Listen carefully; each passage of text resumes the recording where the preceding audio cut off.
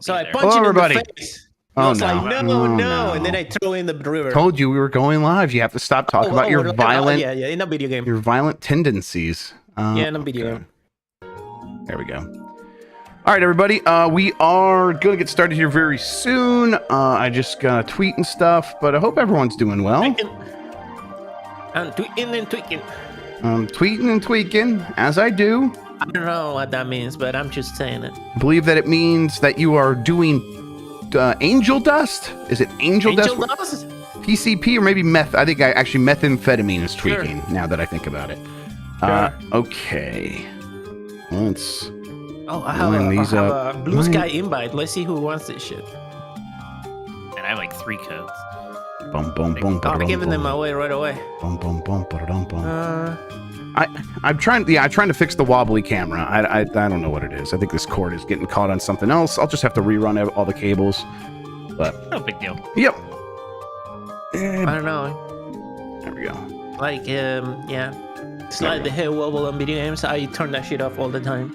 Every time I can. If the third-person game has head wobble, I'm turning that shit off. Yeah, what does that have to do with? He just hates wobble. Any sort of wobbling. Wobble, and now you're just. When he was a child, he got one of those clowns that you punch and then it wobbles back up. He threw that in the trash because he hates the concept of wobbling. All right, that's wobbling is bad. I think we might be ready, so we should test the music. Let's do this. Let's do that. Yeah, and then... wobble. I hate it because it's Can I get a hat warble? You guys probably didn't hear that. I don't think they heard that either because it seems like that reset as well, and it's no longer. There it is. Look at that. You reset, you little sneaky little piece of shit. Okay, now everyone should hear it. Okay, I want to show this because I understand the. You guys heard that? Oh, yep. Yes. Okay. We hear that. I'm gonna give that yes. I'll let that one slide because we understand the joke. Okay. Let's see here. Benji Sales in chat. I agree. Baldur's Gate's looking very impressive. It's actually kind of bananas how well it's doing. Like that, yeah, we'll talk about it. Okay. I think we are about good to go, so I need to tweet and then we'll get started. Anything else I need to do? I can't remember. It's my first episode. Yeah, I think we're good.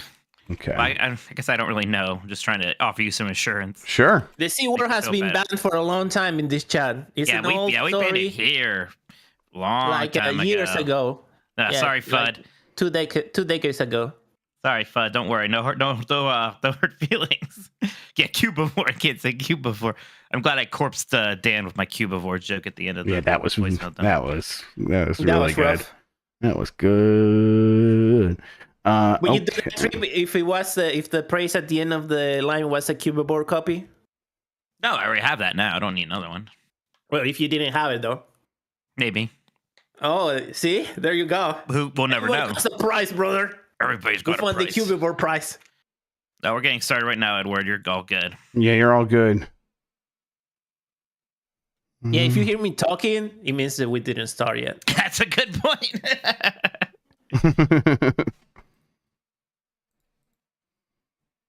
Okay. Hey, thank you, Stefan. I should open Stream Elements. Okay, I think we're ready. I think we're good. All right, I'm gonna count us in. Oh yeah, go ahead. Before you start, I put the fucking thread, the fucking topic of the week a little bit late, so if you didn't catch that, check the Discord. Yes, if you're on the Patreon, everybody, you want to contribute to our talk about the best game in 1997, that thread is up on the Discord thread, so go look that up and contribute if you want to. We won't get there for an hour. You'll be fine. You have plenty of time. We will count it if you say Tamagotchi, by the way, so throw that in there as many times as possible. You must. Okay, let's get started. I'm going to count us in and then hit the recording button. Mike, are you ready? Ready. In 5, 4, 3.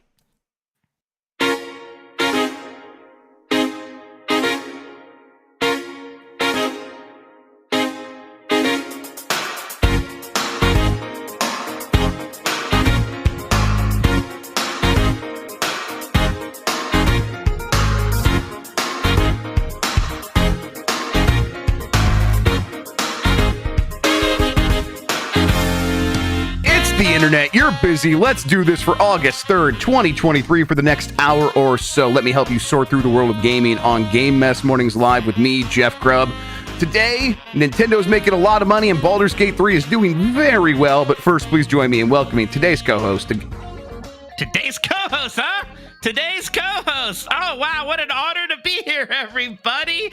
Wow. For today only. What a special treat. Thank you so much, Jeff. Wow. Hi, everybody. My name's Mike Minotti. I'm very happy to be making this appearance today on this podcast. I think I've heard of it before, called Game Mess. It's so nice of Jeff to invite me on here to be a part of today's proceedings. Oh, Jeff. Look, I get it. We did do Game Mess Mornings together. It is like we're just back. Here we are again. We just took a long break. I just clicked the wrong button. I clicked the wrong tab. It's still up from this morning. I hate this. That was just the whole thing you read. Oh my God, I read the whole thing, and I can tell you what. I sensed something was wrong halfway through, but I didn't know what. And then I just kept reading it. Oh no! Oh no! Oh, this is bad. Okay, this is a sign of some deep. Oh yeah, absolutely. This is a sign of a deep, dark problem with my life. But it's the internet. You're busy. Let's do this. Welcome to the Game Mess Decides podcast. Mike, how are you doing? What are we deciding today? Oh, we're going to decide 1997 best video games, and we're going to decide the genitalia for our characters in Baldur's Gate. Definitely a penis C right now, I tell you. Big boy. Penis C energy. Big penis C energy. Mike, please just tell me how you're doing. I'm great. Welcome to Grubb Snacks. Okay, welcome to Grubb Snacks, everybody. Let's go. How games make money. Yeah, I'm doing fantastic. I got to play some Baldur's Gate right before this. I streamed a couple hours of it. Yeah, I think they're onto something there. Me too. I have not played a couple hours. I played about an hour and was like, oh, now I get it. This seems like something that could be very fun. I think I probably do want to play as much of that as possible in multiplayer. Yeah. I just don't. I mean, how do you do that in an multiplayer 80-hour RPG? See, I want to do the opposite. I don't think I ever want to play that game in multiplayer. I like the idea of doing a Dungeons and Dragons sort of thing in a very confined environment like this, where most of the fun is taken care of for us, but then I can still get the campaigning with friends sort of energy by doing multiplayer. Sure. Also, just seems like they did a lot of work to make that interesting by you being able to go wherever you want. I'd like to see what it's like, but I'm skeptical. Of that aspect. Yeah, it's I know. Yeah, right. How does that all work together, and is it that much more fun? Or the game is about the story and the characters, so maybe it is all actually better by yourself. But I don't know. We'll talk a little bit more about that. We're going to talk about Nintendo making money, Quake 2 remaster possibly coming, all that. First, though, do you have something to say? I didn't know about this Quake 2 remaster news. Yeah, there's rumors out there, and that's isn't it? Sounds right. QuakeCon's happening soon, isn't it? Or I think it's happening soon. Yes, I think it's happening. Baby. Is it happening this month? That would make sense. I saw there was a QuakeCon sale or something, so I assumed it was happening. I think QuakeCon's happening like next week, I think. But okay. We'll check on that. Real quick, this is episode 311. That's as many episodes as the giant Beastcast had. So get fucked, Beastcast. Is it really? Jeez, that's nuts. 311 was their last episode. We looked that up the other day. Man. And as I looked it up, I was like, aren't we? Literally last week, I was like, aren't we almost at 311? There we go. Well, finally, a better podcast than the Beastcast, everybody. You listened to it. You were here for it. Congratulations. We did it. You can get more from Mike and me by joining the Discord at GameMess.net. Give us a good rating wherever you are listening and hit that like button on YouTube. Please, it helps people find the show. If you want to ask a question, you could drop a super chat here during the show here on YouTube. We'll get to all of them before the end of the episode. Thank you to Carlos Ayin, who's Insane in the Rain Music on YouTube for the use of our theme songs. Thank you to One Up vs. CPU for our artwork. You can find more of him at oneupversuscpu.com. We are on Spotify, Google Podcasts, Apple Podcasts, and wherever pods are caught. Thank you to the mods, and support us by going to patreon.com/GameMess. That gets you access to the private channels in our Discord, the monthly Q&A, 1 month early access to our Jeopardy games, participation in our monthly game club discussions, and of course, all of our shows ad-free. Soon, it's probably going to get you an episode of Columbros. Columbros. I'm back from vacation, so we actually have to do something with that now. But have some ideas. Yes, we have some ideas. It'll be fun. All right. I have some big topics of the week I want to discuss with you, Mike. Are you ready? Mikey, ready. Baldur's Gate 3 has a lot of people playing it right this very second. When I checked before the show right now, before the show that we're doing, it was at about 440,000 concurrent players on Steam. Games don't do that. Like there's a handful of games that do, and they're the biggest games in the world. This game is doing that. It's incomprehensible how successful this game is. Obviously a lot of it is zeitgeist, but you can't manufacture this stuff. This sort of thing just happens because it's getting, a lot of pent up demand, and it's giving people what they want, and it's also doing it in a surprising way, in a bold way. And when you put bear fucking in your game, that's just what happens, right? Yeah, I think there's been a lot of hunger for one of these, Jeff. We have, think about the Dragon Age freaks, right? This isn't exactly like that, but for those people, this is probably the closest they've gotten to that in a long time. Especially if they don't want to play, we've had some other CRPGs lately that are probably like more traditional even. This has that kind of AAA sheen to it that I think is just going to help it appeal to more people. That stuff just does. I mean, and I played it for a couple hours right before this. I was pretty shocked how good the production values are. I haven't tried it in early access or anything. I was like, oh, this is like much more of just a big AAA RPG than I was kind of expecting. I thought maybe this would be the game to get lost in the shuffle of all these big games coming out. Nope. No way. A little bit was very smart, because this is now just another chapter in what, has been a ridiculously good year.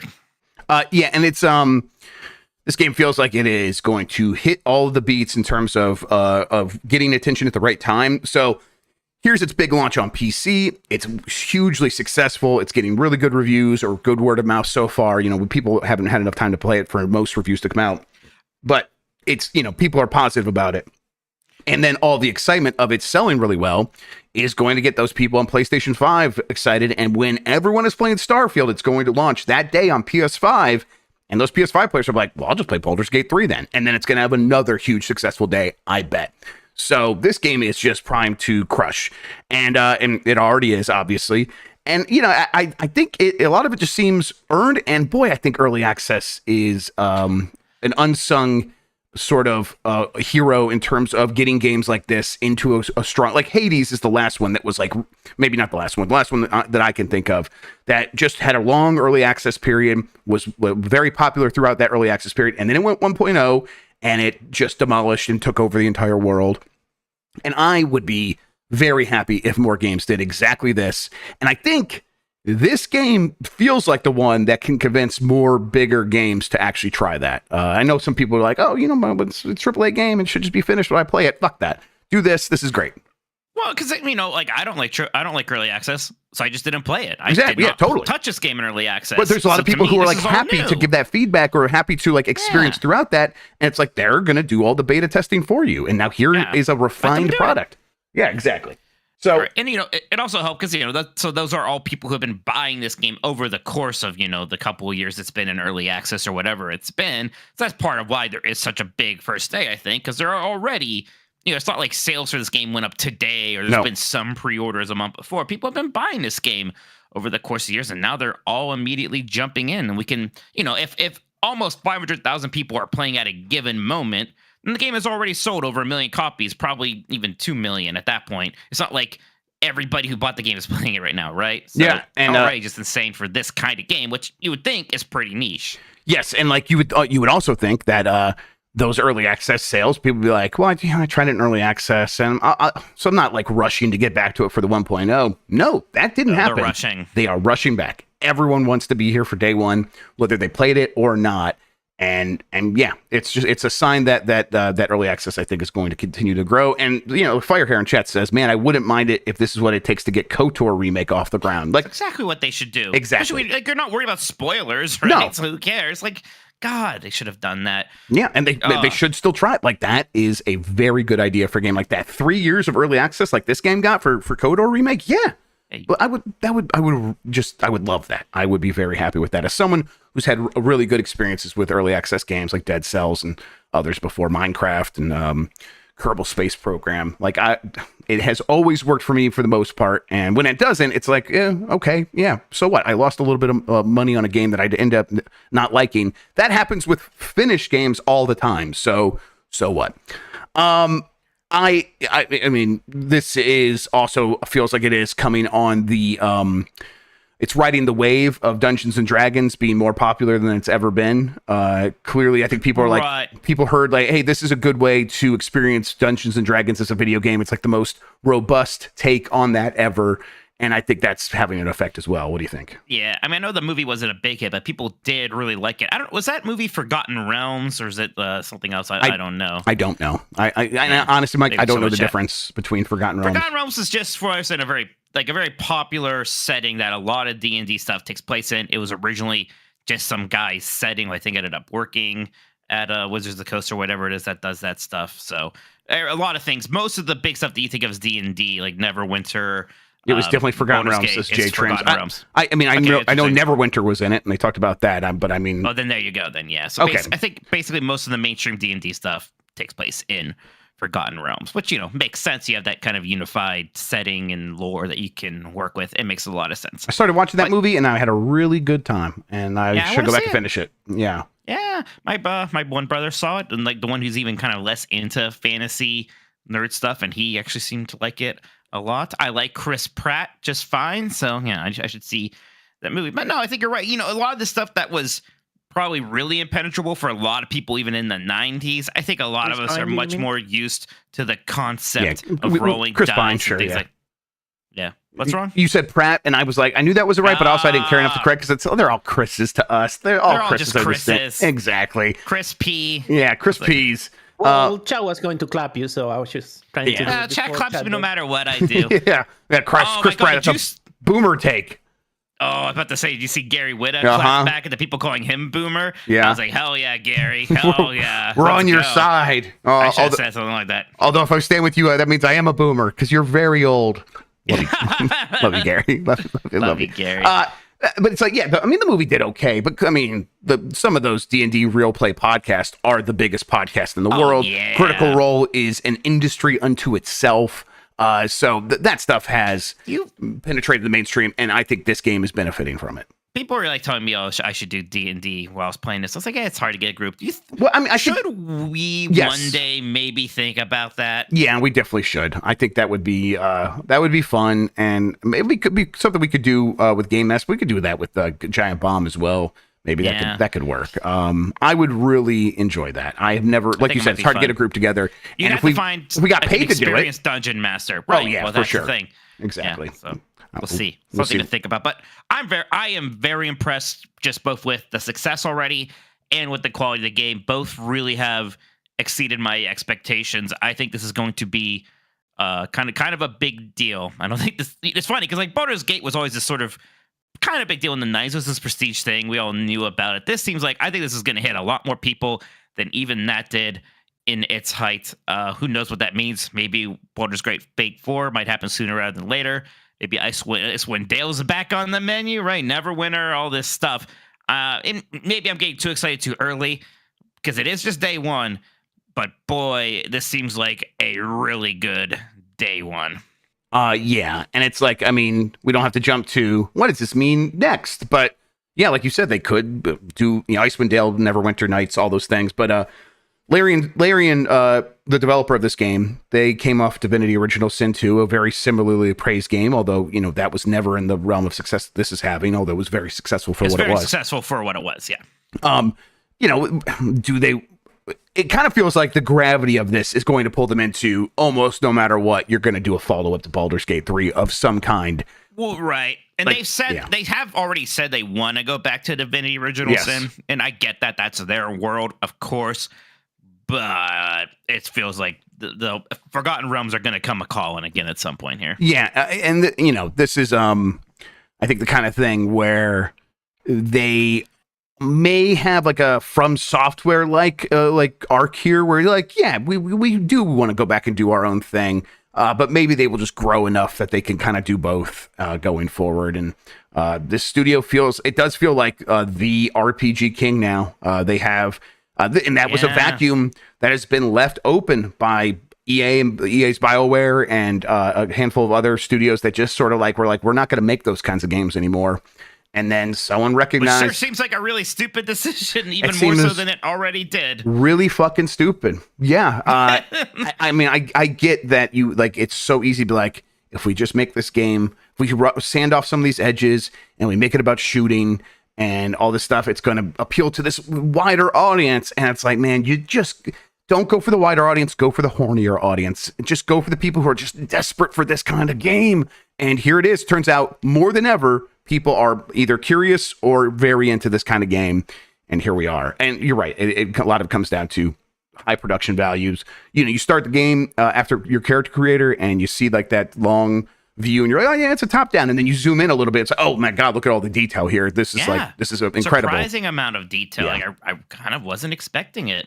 You know, just when you're talking to people, I liked the video original sin too, but it was still very much always overhead, character dialogue boxes talking to each other. That's fine. I don't have a problem with it. But this is, when you're talking to people, it is suddenly much more like that Dragon Age style, but, kind of looks better than Dragon Age ever did, really. So just really impressive. Really, really impressed. This year is just ridiculous, Jeff. Yep.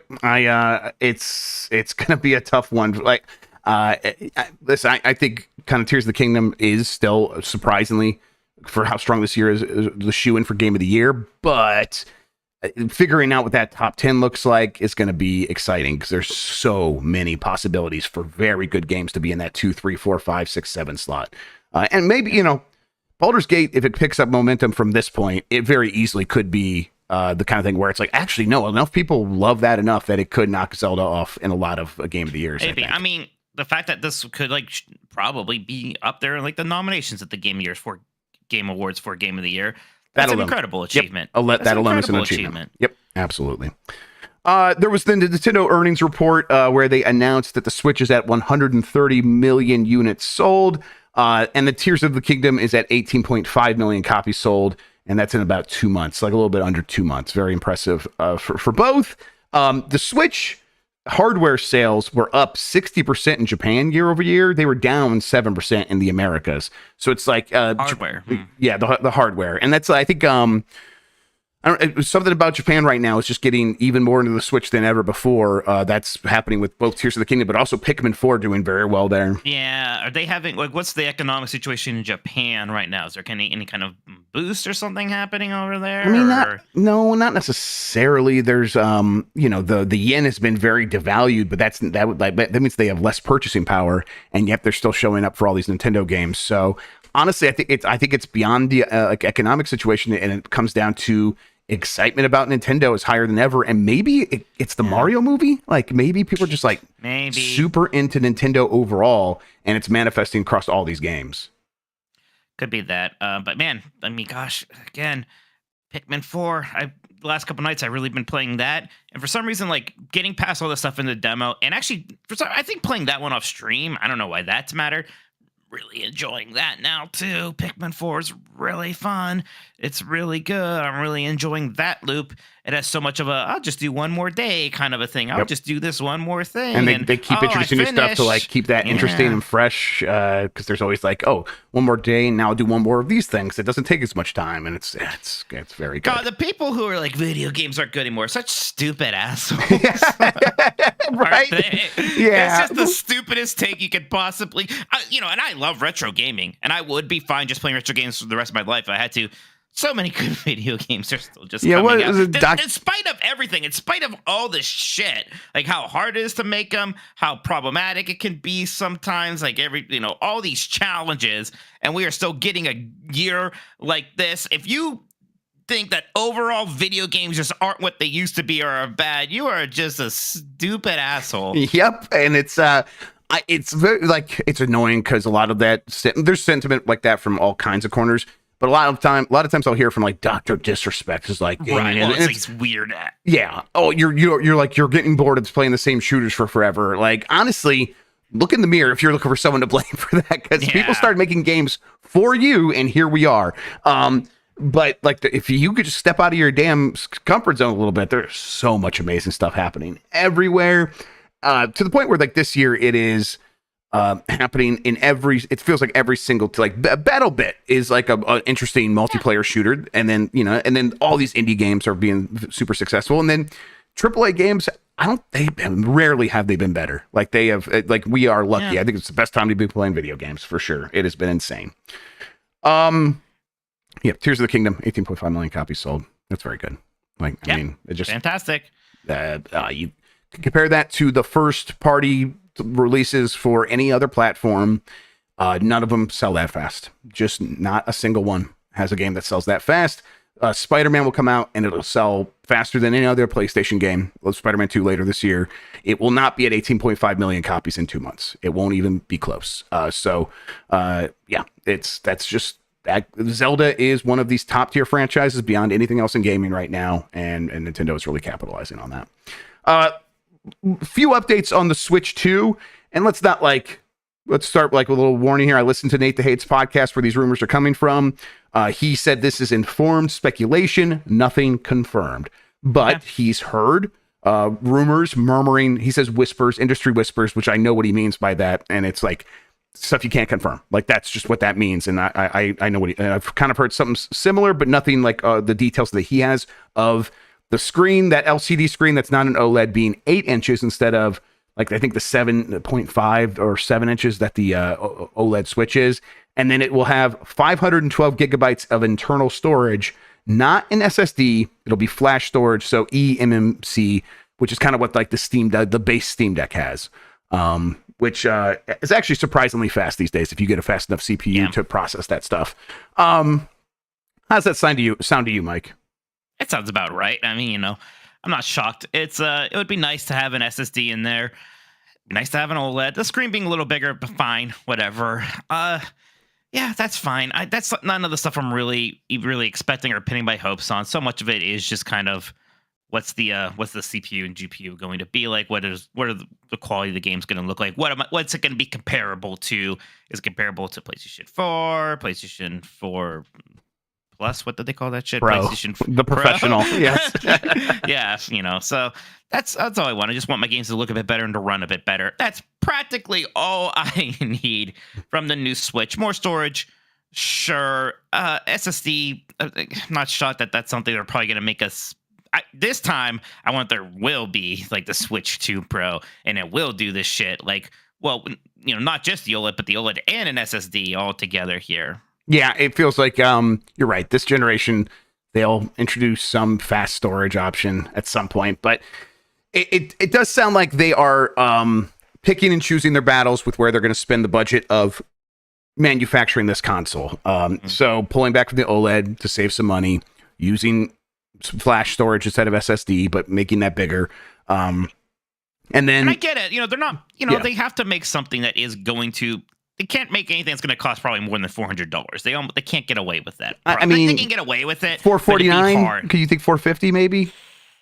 Maybe. It's probably $400. You're probably right. Probably $400. It's probably going to be $400 because it's what they got the OLED at $350. So $400. It's going to be $400, at least $400, but probably $400. I mean, they don't want a 3DS repeat, right? Where you have the successor to your really popular console, but it's a lot more expensive than that one ever was. That can really throw people off. Exactly. So it's like, you got to balance all these things out. But if the bulk of that $400 goes towards the really good performance for what it is, most people are going to be, okay, this is fine. That actually is the most important thing. We want Nintendo games that will run at 60 frames per second, and then most third-party games kind of getting pretty close to that. Like that's where I think people want the Switch to be going forward. All right. There's an Oblivion remake rumor out there. They're going to remake Oblivion. In terms of remakes, I think this one makes a lot of sense. It is in that butter zone of it's not so old you have to redo everything. And that's one of the things about this rumor is they wouldn't redo the physics or anything necessarily. Maybe they'll spruce it up, but they're going to use the original creation engine too. I can't remember what the Bethesda engine's called, but the physics and the gameplay interactions would come from that. And then they would redo the visuals in Unreal Engine and sort of pair those things up together. And you could do that with something that isn't quite as old as some other stuff. Oblivion is kind of like right there on the cusp where you can get away with that. And I personally would really like that. I love Oblivion, Mike. So I hope this is true, and I hope that we're playing this in the next couple of years. Oblivion's a great game, and it really does just need a bit of polish, especially, graphically, character models, stuff like that. But otherwise, there's a lot to really like in Oblivion. I think its story is better than Skyrim. I think its quest narratives were generally better than in Skyrim, even though I do like Skyrim a lot. So yeah, I hope they do this. I do hope they go back to Morrowind at some point, just because that's one I actually haven't played much of. So I'd like an excuse to sort of be able to play that on monitor stuff and have it looking a little spiffier and all that stuff. Yeah, same. And I think that probably won't happen right away, but maybe they get to that eventually. I think the much more likely path is they do Oblivion and then Fallout 3 and then Fallout 4 Vegas, and then Vegas, and then Skyrim probably actually does get a full remake, which is just absurd. But probably right. By the time you're right, at some point that's going to be like a 20-year-old game. You blink and that's going to happen. Yep, exactly. So, but at some point in there, it's like, okay, let's figure out how to do this with Morrowind as well, and I hope they do, because that one deserves it as well. It's just we see that it's a lot of extra work on top of all this other stuff. Finally, Quake 2 Remaster is rumored to come out August 11th. I think Bill Kuhn, that leaker on Twitter, is responsible for this one. That would be fantastic. They did it at Quake 1 Remaster. Machine Games worked on that. Machine Games is rumored to be working on a first-person shooter that it's got to be probably Quake 2 Remaster, if not a whole new Quake, which maybe that could get announced too. But at the very least, I expect Quake 2 Remaster to get announced and shadow dropped probably with the QuakeCon, which I'm going to double check. That must be happening if that's coming out August 11th. Right. And I mean, Night Dive also worked on, I think Night Dive was like the main developer on the Quake one. Yeah, they all Remaster. And right. Machine Gun Games sort of contributed a new campaign. Yes, that's right. That's exactly right. Yes. That's what it was. Boy, but I hope QuakeCon so. This is during QuakeCon, by the way. Okay. Yeah. So it makes sense as for a shadow drop. I mean, you did Quake 1. Why not do Quake 2? Quake 2 is such an interesting game, because that was the game back then. That was what we were all testing the graphic cards of the day on, the Voodoo 2 and stuff like that. Yep. You wanted that transparent water. Yeah. Yeah, exactly. Because I mean, it was an all polygon game, and it was one of the first ones with like quick, the actual free mouse look everywhere and all that stuff. It's interesting too, because it's very different from Quake 1 in a lot of ways. Like Quake 1 has that kind of occult stuff going on. Quake 2 is pure sci-fi from what I remember, kind of what Quake would go into in the future with stuff like Quake 3 Arena. Right. I would love an excuse to play Quake 2 again, see it spruced up. I'd be very excited for that. I hope this is true. Okay, I think that does it for the news I wanted to discuss. But Mike, we got a bunch of super chats of people wanting to bring their own stuff to the show. So let's hop into those real quick, and then we'll take a break and get to our topic of the week. Yeah, Almerical. That's not right. Let's see, Almerical. How do I say it's Americal? Almerical. Almerical sounds way better. Back from FanFest and Final Fantasy 14 Margaritaville, baby. Hope you had fun. I'm jealous. Yeah, I'm sure I'm excited.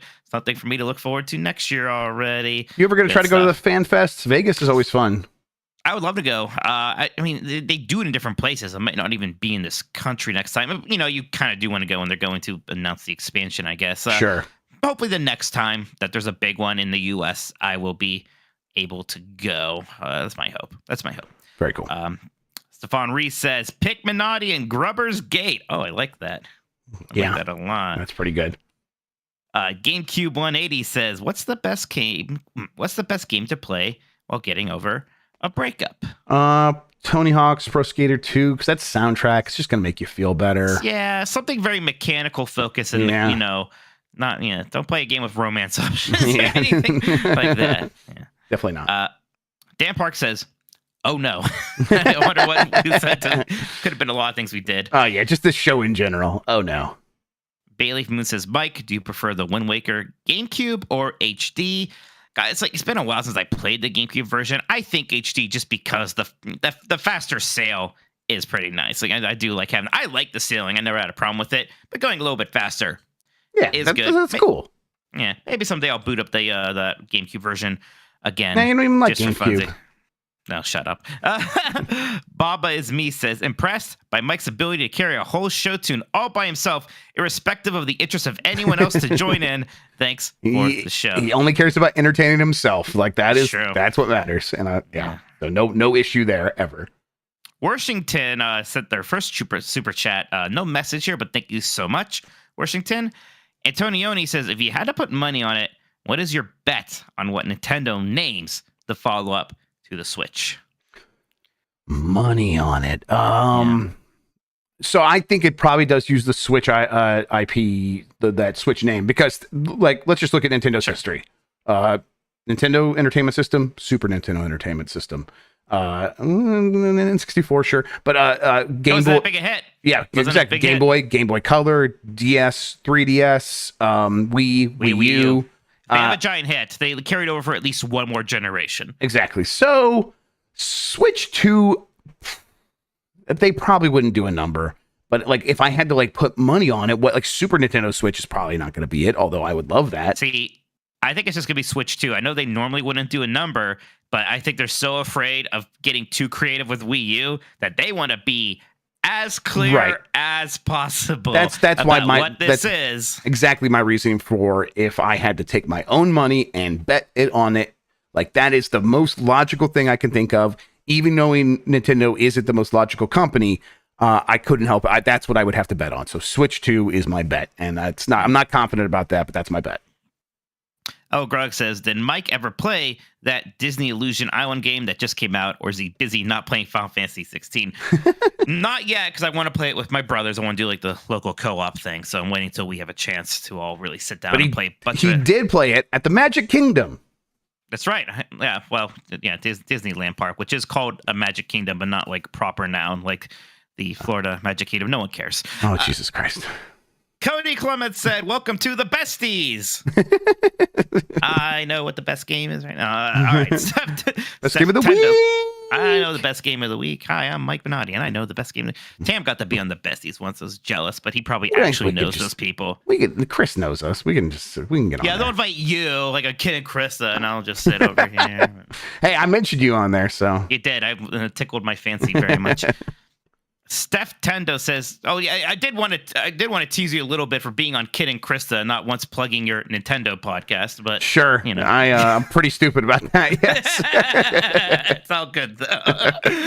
Steph Tendo says, top 6 games that could be nominated for Game of the Year 2023. Okay, so right now the 6 games that I think will be the biggest contenders are Zelda, Street Fighter, Resident Evil, Baldur's Gate already. I think I'm gonna say that. Gosh, help me out. I'm like Diablo or Final Fantasy. I'm kind of like. How do you feel about Dead Space remake? Probably not. Too busy. Too crowded. Okay, so for games that haven't come out yet, Alan Wake 2. Well, for games that haven't come out, the only one that I'm feeling like real, Starfield. like, probably is Starfield. I hope Alan Wake 2. I'm really excited for it. I hope it delivers. But yeah, Starfield seems pretty lucky. Maybe Pikmin 4. Maybe Pikmin 4 for me for sure. But and it's always going to be tough because people aren't going to play it. I am kind of forgetting about Hi-Fi Rush. Hi-Fi Rush. It probably makes that 6 cut for the games that have come out so far. Maybe. Yeah, if it's the games that come out so far, I think it makes the 6 cut. Yeah, absolutely. Oh god, we still have Armored Core, Spider-Man 2. I think Spider-Man 2. I wonder if it's going to get nominated for as much stuff. I mean, it'll get nominated for the Game Awards. Oh, yeah. Still. Yeah, it'll get nominated for that. But Insomniac is the bridesmaid, never the bride. They even among PlayStation fans, I was listening to Kind of Funny talk about this. Bunch of big PlayStation fans over there. Yeah. And they're just like, no, it doesn't have what it takes to be Game of the Year of the Insomniac like Spider-Man games. I'm like, what the? And I'm like, really? I know what they're saying because Spider-Man didn't win Game of the Year. It was a great game. And everyone's like, no, God of War is a Game of the Year. Spider-Man's just, and I think that was the same year, right? So it's weird, but I kind of get it. But for me, I like Spider-Man way more than any of those other games. Right. That's the thing. Like, I liked God of War Ragnarok, but I feel like, and again, this is about Kind of Funny specifically, but then other people like were goo goo gaga for that. But yes. It's like, well, Spider-Man's not quite there. Really? Mm-hmm. Or like even more crazy to me, Ratchet and Clank Rift Apart isn't there? Yep. I actually don't know exactly how they felt about Rift Apart. But Rift Apart generally, to that's me, how people feel. And that is crazy to me. Rift Apart to me is so obviously like the best exclusive we had to PlayStation, except for maybe Astro. Maybe I just like 3D platformers, actually. Maybe that's just what it is. Yep. Okay, next one here is from Big Fresh 37. Says, I demand public crow eating. The Twisted Metal show turned out amazing. Yeah. I've heard people are surprised by how good it is. I don't know if I've heard amazing, but I haven't, you know me, I don't exactly have my ear to the ground on TV shows. I think it's amazing that it's this good. That's for sure. He's absolutely right. They're absolutely right. I should eat crow, and this is why I just shouldn't talk about shit before it's out. Like that's what I read. Because here's the reality: I talked so much shit about it. I feel obligated to watch it now, and I don't care. I don't actually. I never cared if it was good or bad. I should have just shut the fuck up. But I opened my mouth on a goddamn podcast. Like, this will be a fun thing to make fun of. There's no way that's good. And then here I am, and it's like everyone's like, oh, it's like kind of like Peacemaker. It's pretty good. I'm like, oh, fuck me. And in everyone's defense, they picked the terrible clip to show at Summer Game Fest. Like, that clip was terrible. Yeah, someone should say it previewed like a 2 out of 7 and came out, it's like a 7 out of 10. That sounds about right to me. There you go. I mean, good for them. Good for them. I hope this means good things for that franchise. Willow Davis says, Mike, sorry the GameCube Reddit was boomery. I just bought a GameCube since my brother sold ours back when we got a Wii, and it has the digital output. Oh, very, very, very nice. That's what you want. Yeah, is it a modded console or? I think what he means is at some point they stopped doing including the one output for GameCube. I can't component cable or whatever it is, the component output. Like the newer models of it didn't have that, so you don't want those GameCubes as much. But yeah, man, that GameCube subreddit is it's. I'm gonna have to check it out. As somebody who complained about being called boomer, it is.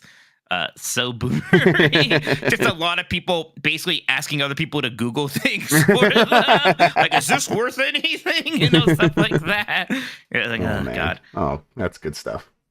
Ecto Kula says, what is the best Disney game ever, Mike? Okay, so like not counting Kingdom Hearts, probably NES DuckTales. I like Castle of Illusion. That's pretty good. Castle of Illusion's very good, and so is Quackshot. Castle of Illusion is probably a better game than Quackshot, but my heart is more with Quackshot. A lot. DuckTales is so much fun. Gosh, I love that DuckTales game. Incredible soundtrack too. Magic Quest is good. Chippy Dale Rescue Rangers also good. Yeah, chat's got a lot of them, but get that if you could get that. It still bums me out that they never took that Disney Afternoon Collection to Switch. It's on everything else. Oh, that's right. Yeah, I play it on Steam Deck, and that's always fun. But yeah, it should be on Switch. That's weird. What's wrong with John Drake? Something's wrong with him. Come on. Yeah, maybe they just don't know. Maybe if I bug John Drake, that's what he needs. Just do it. You're just doing a service there. Yeah, that's just me being kind. Actually, World of Illusion is also a favorite of mine. JKK. Yep. And is that it for now? That's it for now, guys. If you want to send more super chats, but by the way, thank you so much for all the super chats so far. If you want to send more, we will read them before the end of the show. We promise. Yep. And if you have anything you want to discuss, that's the best way to get it discussed on the show. Okay, we're going to take a quick break. When we come back, we're going to discuss the best games of 1997. Me and Mike are going to put together a list with your help. If you're a podcast producer, again, if you want to drop a super chat, you can have your say as well. Okay, we'll be right back after this. Okay. Mike, are you good? I'm good. Let's just do it. Actually, I'm just going to run and grab one thing. I'll be right back. All right. I'll keep these people. I wonder if I'm forgetting anything. Wow, you didn't talk about the biggest news of the week, the Final Fantasy 14 trailer? We did. There was a super chat about it, and I talked about it a bit. But you should talk for like an hour about it. Yeah, I guess we never did really talk about it much in content. Huh? Yeah. Yeah, I don't think people understood what you were talking about. That's what I meant. That's it. No, like, well, FanFest. I guess they just said FanFest, so it's not very clear what FanFest is necessarily. Yeah. Well, the next FanFest is in Europe. I think it's in like the UK. So that seems doable. In October, they're gonna show the full trailer. Oh, in October. I'm not going in October anywhere. There's a lot. The next one. I'm just looking at the next one is in January in Japan. Let's fucking go. I'd like an excuse to go to Japan. I feel like something's happening in Japan. Or January. I mean, maybe Evo is also happening, I think, on that time. January, yeah. Hi, Jeff. Hello. Oh, hi, Jeff. Okay. I think I am good to bring us back in. Just a second. Actually, let me get a doc. Let me get a doc. All right. All right. Oh yeah, and get the layout also. Adrenaline in my soul. Are Something. you saying? Cody Rhodes. Yeah. I have a surprise. Let me see. Oh no. Don't worry about it. Great. You won't even notice. Oh no. Oh, never mind. I didn't say anything. I did not say anything. Okay. Let's bring it back in. Yes. All right. And we're back.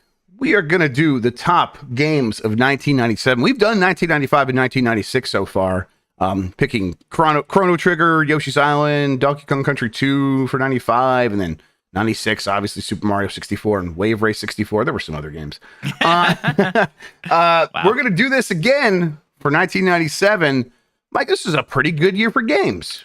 Yeah, it's a pretty good year. I think we all know 98 is the We all know real 98. wacky year. Yep. We all know about 1998, and that's going to be wacky. But there's some fun stuff happening here.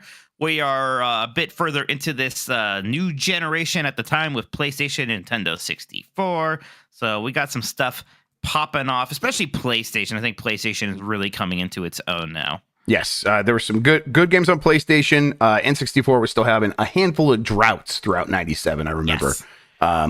There's some big games. There's some big games. There are, but it's definitely PlayStation coming into its own. Some great stuff happened on PC as well. Where do you want to start for 1997, Mike? Yeah, I think kind of the big one for me is going to be Final Fantasy VII. Yeah, kind of undeniable. Yeah. This is the one that felt like a big deal at the time. Honestly, still the most mainstream turn-based RPGs ever felt in my lifetime. Everybody was playing Final Fantasy VII. It felt like, because, you know, it was at a point where I think you were able to make something like a turn-based RPG suddenly be like the best-looking game ever. I think Square Enix stumbled upon some tricks with using full motion video and like putting polygons on top of that to do things that really weren't possible in a lot of our games, or even in a lot of other genres, right? So there's just some really stunning stuff at the time. And on top of that, you had a lot of really memorable characters, a really neat setting.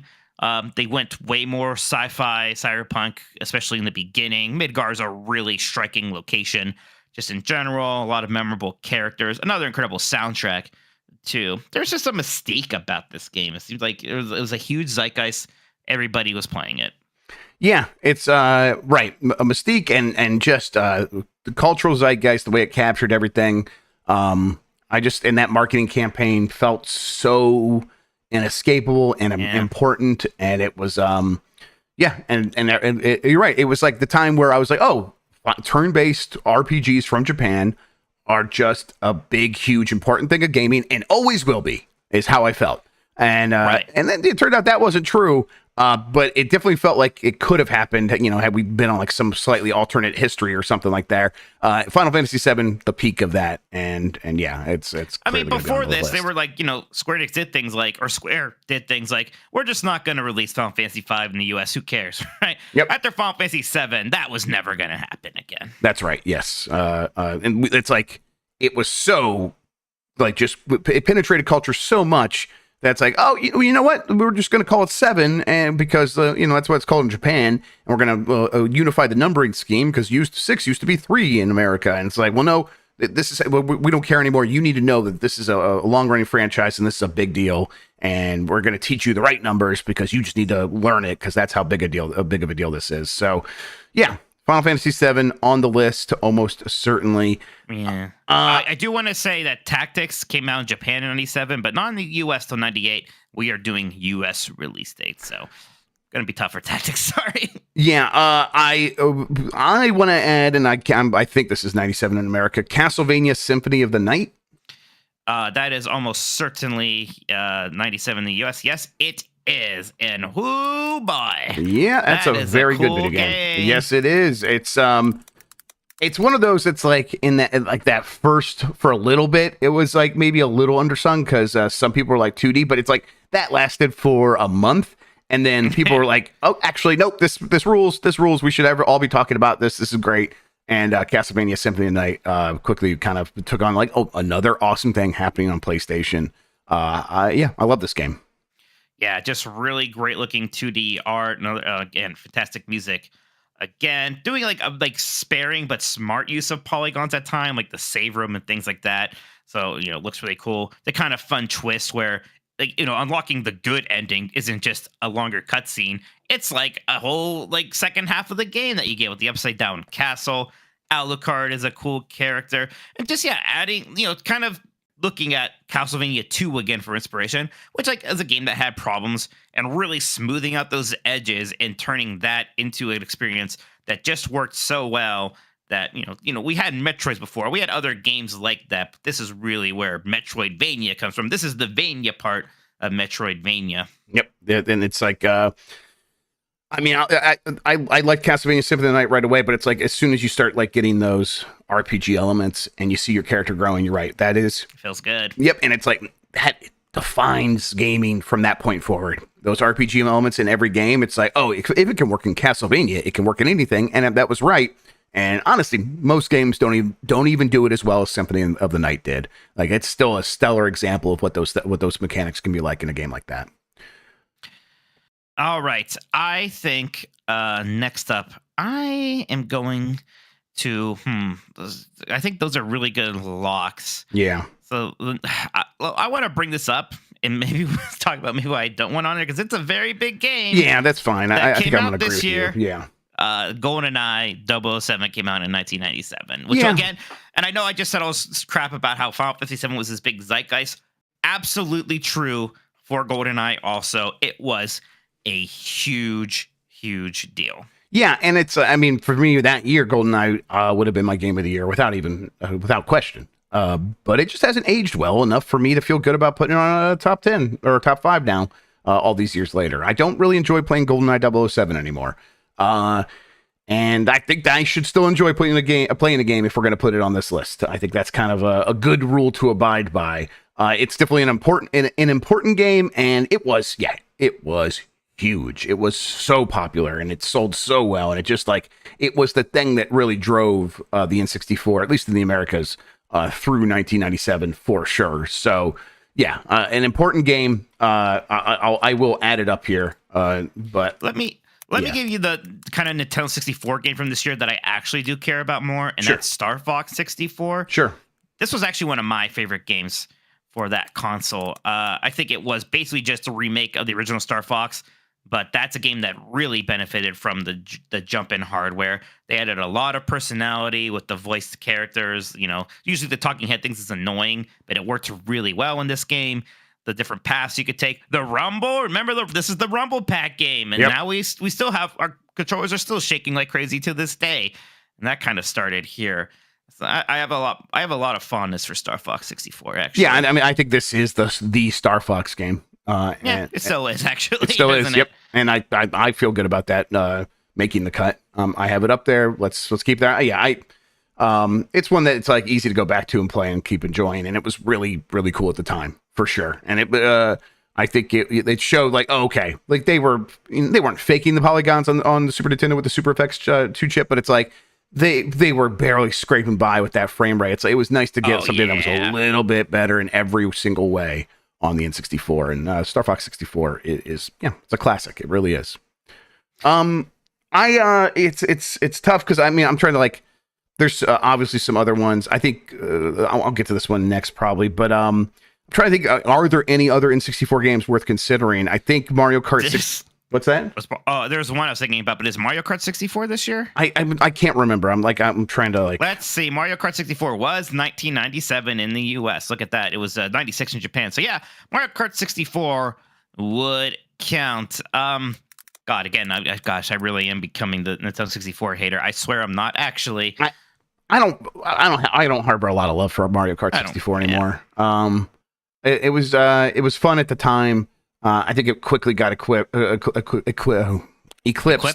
Get equipped. Got equipped. Get equipped. It quickly got eclipsed by Double Dash, and then by 7, and then DS was better DS than even when that and came 8. out. Yeah, all of them are better, I think, for the most part. So I'll write it up there, but I think it's gonna have a hard time making the cut. I do think Blast Core came out the year, and I like Blast Core a lot. That's what I was gonna say. Like, that's like the other one I have a soft spot for. I don't know if it's really quite substantial enough to make it on here, but that's it's fun definitely game. maybe one of the most interesting games of that year. One of the ones that felt the most original. I'm definitely writing it up there for consideration. But it'll yes, we'll see. Maybe it slips into 5. Maybe we'll see. All right, there is a really big Mikey game that came out this year that I am going to probably insist upon. Sure. And that is The Curse of Monkey Island. Yes, I thought this might happen. There is such a short period of time that existed where we got games like this, these point-and-click adventure games with just the hand-drawn art, right? Like looking like a cartoon. It so pops up every now and then. But basically, there's a short period of time where we could do this because of CTs, and then everybody was like, no, we're doing 3D instead. Mm-hmm. And in this brief little window, we got this absolute treasure of fun and adventure and really neat puzzles and beautiful locations and incredible voice acting and music. This was a pretty early adventure game. My first one was Day of the Tentacle, and then right after that, I played Curse of Monkey Island. And after that, I just kind of went ham with the whole genre, especially all of the LucasArts stuff. Love Curse of Monkey Island. I replayed it again just last year in the build-up to Return. Still my favorite in the series. Love this game. Yes, I as soon as I saw that came out in 97, I was like, well, that'll be up there for sure. I think we probably should put Quake 2 on this list. Quake 2 came out in 1997. Quake 2 is a very good game. I think it improves on Quake 1 in just about every way, although, Quake 1 may be more important, I guess, but Quake 2 is still very, very important. It's worth considering because it is still very important. God, things are moving so fast at this point because just the next year you're going to get Half-Life, which is a pretty big leap. Not necessarily in terms of the tech, although a bit, but just in the presentation of these games. Because Quake 2 is still very much, from what I remember, it's been a little bit, in that Doom style of wandering around, finding keys, opening doors, that kind of thing. But it was certainly a big deal at the time. Might make the list. There's some other ones maybe we should also be considering here. An important game, I don't know if either of us have a whole lot of love for it, how we think it ages now, but Ultima Online was in 1997. Yeah, it's important. I just don't know if I can argue for it to be on the list. I never played it and never had much interest in it. Yeah, at the time it was neat. There's it is a lot, right? And I think they're starting with Ultima Online. We slowly kind of found a balance of making this stuff more accessible until we got to World of Warcraft, which did the trick. EverQuest, a big step in that direction. As well, for sure. There's 2 Mega Man games that came out this year. Mega Man 8, which I liked a lot at the time and still like, but not one of the better Mega Mans. But then Mega Man X4. Mega Man X4 came out, which absolutely is one of the better Mega Man games. Probably got definitely the best. The only other game in the X series that I really love, aside from the original, is X4. It's the first one where you have the 2 separate campaigns for Mega Man X and for Zero.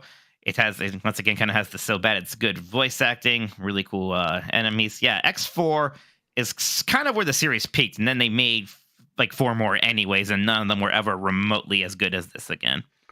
I like Turok the Dinosaur Hunter. I'm not going to put it up for consideration. Probably not good enough. It's fun, but it's not good enough. The game that I probably would put up there is Gran Turismo 1. I like that game, but it's another one where it's like I don't hold a torch for it these days. No, probably not. I think even Gran Turismo 2 is going to happen at some point. That's even better. Definitely, really. Yes. Yeah, another important game. There's a lot of important games in this year, that's for sure. But we gotta have the luxury of picking the ones we want a bit more. You pretty much spat in my face when I suggested Crash Bandicoot 1 the last time. Or I have any better luck with Crash Bandicoot 2? Cortex Strikes Back this time? I've played 1 and 3 a bunch because I was trying to figure out if it's pretty similar to this. Yeah, listen, I really do not think they're very good games. I think Crash Bandicoot is a cool character. and they're fine for what they are. It's just what they are is not in any way impressive. I just play them and I have no fun. I'm sorry. Look at me. Look, what can I do? Yes, what can you do? If you, I mean, I don't think it's going to make this I don't list. feel There's, that strongly. yeah, but there's a it's lot of like other Monkey games I feel like it Island. could get up. Yes, Right. totally. It's not going to be your If you Chris said that about McCallum. Monkey Island, that I would be mad and like you know throw a fit. But you know, Yeah. I like Crash 2 a lot. I think you're wrong. Yeah, fair enough. Yeah, whatever. I literally after the last 6 episode, or whenever we did that, I went and played Crash. Since then, I'm just like, yeah, still don't get it. Still just ain't feeling it. That's Yeah, fair. I'm like, this is just real boring. Yeah. But okay, I mean, if you want me to put it up there, that's No, fine. it's okay. Okay. There's some other games that like it's interesting, but they just kind of have way more important sequels. Like Diablo 1 is at this point. You have Jedi Knights, but Yes. you know we did Dark Forces already. I like and I'll Dark probably Forces better. And I like Dark Forces better, and I like Jedi Outcast better. Jedi Yeah. Knights just kind of in the middle there for me. Age of Empires 1's good. I like 2 more than I like 1. Yep. Right, probably a good bit. Worms 2. I liked Worms 2. You Do did you you- know the Worms 2 guy? I like Worms. Yeah, I guess Worms 2. Was Worms 2 the one I played? I don't know. But I Worms played 2, I bet, is the one you played. It A lot of sounds people right. think it's Worms 2. I or love the idea, or so I was Worms like- Armageddon. Yeah, I definitely played Worms Armageddon, but I played something before that as well. I always like, oh, I love this idea. And so when I finally got a chance to play, I played a ton of it. I love Worms, but I don't know. It feels weird to put it up there. I don't know. Feels a little weird. Feels a little bit weird. Were you ever an Oddworld Abe's Odyssey guy? Yeah, I like them fine. I don't have any deep reverence for that franchise. Like when I play the games, I'm enjoying it. Especially back then, it stood out more because they did look very good, right? Mhm. They had the cool cutscenes. The graphics themselves were good because I think a lot of pre-rendered backgrounds. So I was a big pre-rendered backgrounds fan. Oh, we better bring this up before Sean notices we don't and yells at us. Oh, wait, never mind. Mega Man Legends, 1997 in Japan. Okay. 98 in Yes. the US. We're safe for now. That is a good game, though. I think the biggest game that we're not mentioning and probably won't be able to mention because I've never played it, I don't know if you have, is the original Fallout. I played a good bit of the original Fallout, actually. Okay. I didn't beat it. I did not beat it. I played a good bit of it, and I did like it. And I bet at the time it was really impressive. Yeah. It felt like a big deal.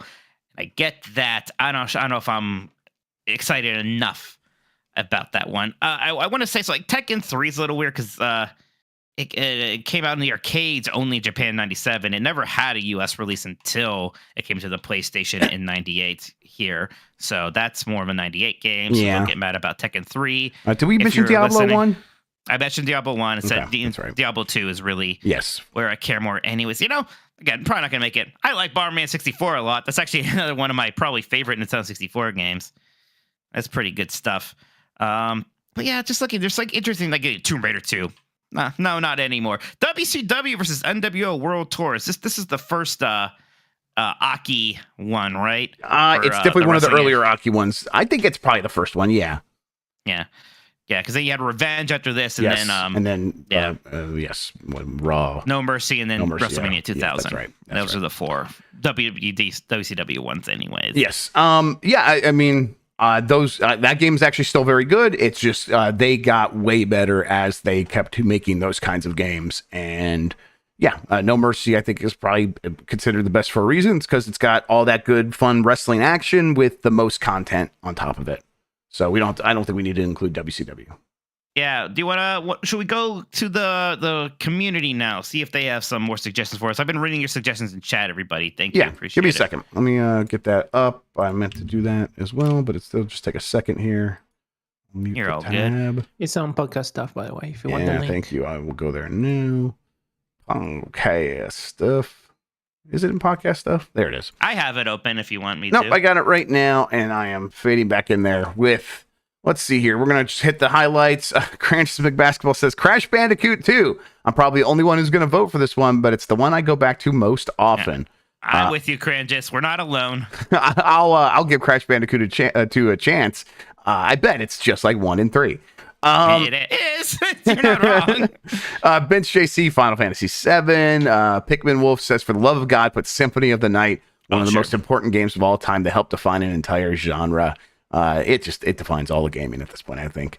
Nick Turbo says Quake 2. A game so good it's getting remastered next week, allegedly. Yes, we talked about that. And Dr. Ryan's just waxing poetic about Mario Kart 64 here.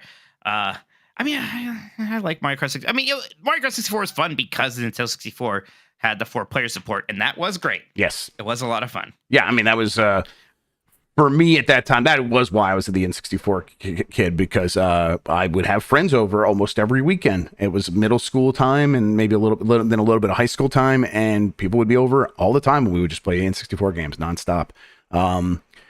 Mr. Bowler says Star Fox 64. People are still chasing that high. Honorable mention to Diddy Kong Racing, which I saw that came out as well. That is so bizarre for me to think back that Mario Kart 64 and Diddy Kong Racing came out. You think they'd be like, well, let's not do both of these literally this year, right? And in my mind, there's a huge gap between those games. But because they seem technically like Diddy Kong seems like there's a lot more going on because the characters are actually all 3D models. Oh yeah, it's not much just better the looking. pre-rendered stuff. Yes. You can fly and stuff, but no, that's just the same year. Yep, and it's like it probably was like maybe Mario Kart came out earlier in the year, and then Diddy Kong Racing came out in the holidays or something, and so it's like that for me was like the end of one school year and the beginning of another school year, so it just felt like this huge gap back then. These days, it's like I don't know, like blink, and that much time goes by. All right, let's see. Breadfish has a list here: Symphony of the Night, Final Fantasy VII, Fallout, GoldenEye 007, Age of Empires, done deal. Villain Max says GoldenEye or I know Mike doesn't agree, but it's GoldenEye 007. He says it's the game that introduced shooters to many like myself on a console that is not mid and is superior to the Dreamcast. Sasquatch Crossing says Fallout. Beef Hammer says Final Fantasy VII or Mario Kart 64 will result in any slander against these will result in them rioting. I think we probably will get a little bit of a riot going. I think. Glenny Cool Dick Denver mentions Tekken 3. Yeah, I mean, I said it like came out in Japan, the arcades. It might have even been out here in the arcades in '97. I don't know. It's a little weird. Always Be Clothing says I'm going to pander to today's co-host Mike and say The Curse of Monkey Island. I like it. Cyberjack says obviously it's Final Fantasy VII. Tifa Lockhart is still the hottest fictional character, and it's not even close. Thank you, Cyberjack. Hey, Brian Rios, thank you for joining the Lincoln tier. Appreciate yes, that. Shout outs. We'll look for some of the highlights now. Matt says Fallout. Yeah. Go say, Mike? I was just gonna say Fallout. Matt calling it Fallout. Miss Via with Tetrasphere. How about that? I played Tetrasphere. I always get that in Wetrix mixed up. Yes. Who doesn't, right? Well, we're all having that problem. Yeah, exactly. Everyone's having that problem every day. Tetrasphere, I do remember being a little bit better than Wetrix. Teriyaki Blue says Star Fox 64. Curse of Monkey Island gets mentioned. Oh, JD Camp has a good point down here. Sonic R, the game sucks, but can you feel the sunshine? Yeah, maybe that soundtrack gets up there alone. Does the game suck?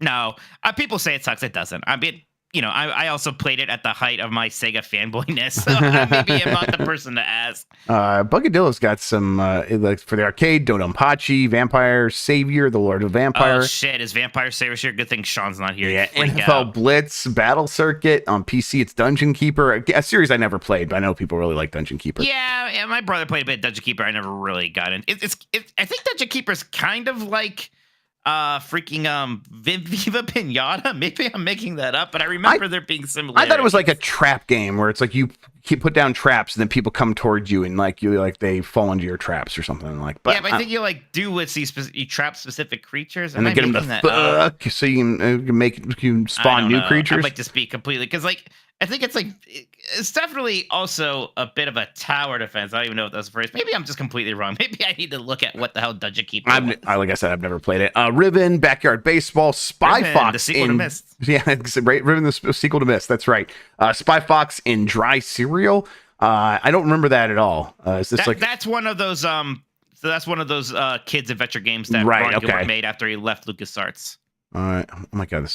This gamer browser has the AI stuff. Write a haiku about Spy Fox in Dry Cereal. Cunning Fox sets out, solving mysteries with style. Dry Cereal's charm. Cool. JD Camp, you mentioned Sonic R, Crash Bandicoot 2 from Clink, Kirby's Dream Land 3 from DMC Depressed Me Crying, and the criminally underappreciated Klonoa Door to the Phantom Isle. Yeah, Klonoa's a cool game. I don't know if it really quite makes it. Dream Man 3 isn't nearly as good as Kirby Superstar, so. Screaming Man says, I want to give Intelligent Cube a shout out since it's one of my favorite puzzle games and that OST rules, but it doesn't have a prayer here though. What does have a prayer for Game Mess Game of the Year 1997 is Madden NFL 98. That was back when I like those games. Probably. NFL Game Day 98, I would consider, actually. Game Day.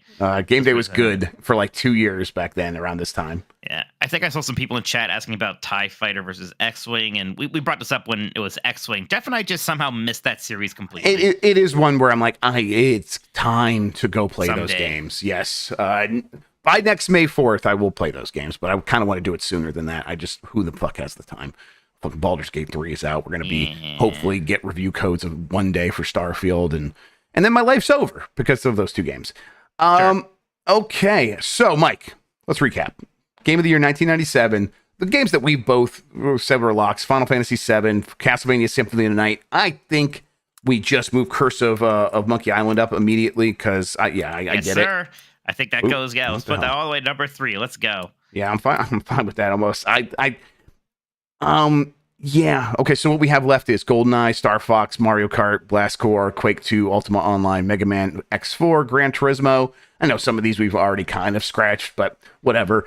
We'll see. Picking from those, I probably actually do move Star Fox up. Yeah, that's what I was thinking too, actually. That's probably the one of all these Nintendo 64 games. That's the one of those I like the most. Then it's the one I would be the most likely to play. Yeah, I love Blast Corps, but it's a very particular game. It's very specific. It's very specific, and you kind of have to forgive a lot when you're playing it because it's so awkward in a lot of ways. But it's awkward in a fun way.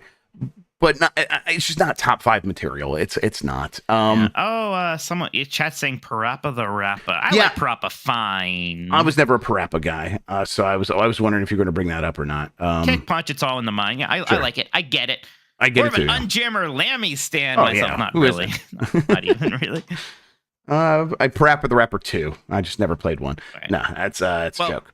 You can probably guess what my next favorite game is in this list. And to be honest, Mike, I just don't feel super strong about anything else. So if you want to just move Mega Man X4 up, I am fine with that because I loved GoldenEye 007 at the time. I don't want it in the top 5 now. I know it's just how I feel. And then Mario Kart, kind of the same. There is a part of me. It's because there's a lot aside from Blast Corps. There's a lot of important games here. Yeah. Quake 2, Gran Turismo, Ultima Online. Boy, would I rather play Mega Man X4 over any of those. Right. I mean, I think I don't know, Quake 2 feels like it maybe could go up there. But I'm okay if you want to put Mega Man X4 up. Yeah. Well, but Beefhammer says this list is going to get a lot of hate if we do Mega Man. No, I don't know. Maybe I'm in a bubble. Amongst the Mega Man fans, everyone does agree X4 is one of the better ones. It's interesting we have two 2D PlayStation games at a time when it was so much more about 3D, obviously, becoming a thing. There's a part of me that's thinking we do Quake 2 instead of Mega Man X4, but I don't know. Like, how much fun? We did Quake already. Quake was on the last list, yes. And we put it above Wave Race even. So we gave it its due.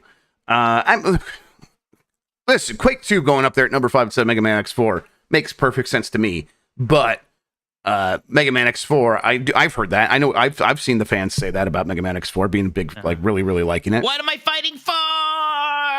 Okay, well, I wouldn't go that far, but listen, if the list is Final Fantasy VII, Castlevania Symphony of the Night, Curse of Monkey Island, Star Fox 64, Mega Man X4, I think that's interesting and good, and we'll get hate because we're leaving off GoldenEye and Mario Kart, but we're not putting those on the list either way. Deal with it. Yeah, they could deal with it. Let's go with it. I like it. I see actually seeing some support in chat now. Thank you, everybody. Okay. So yeah, but I feel, I got a couple of Mikey games on here. I think the most important thing, honestly, is probably like Final Fantasy VII, Symphony of the Night 1 and 2. That is such a super lock to me. Yes, and there's almost no doubt, and it's like if again at the time, GoldenEye 007 would have 100% be up there for me, but it's just.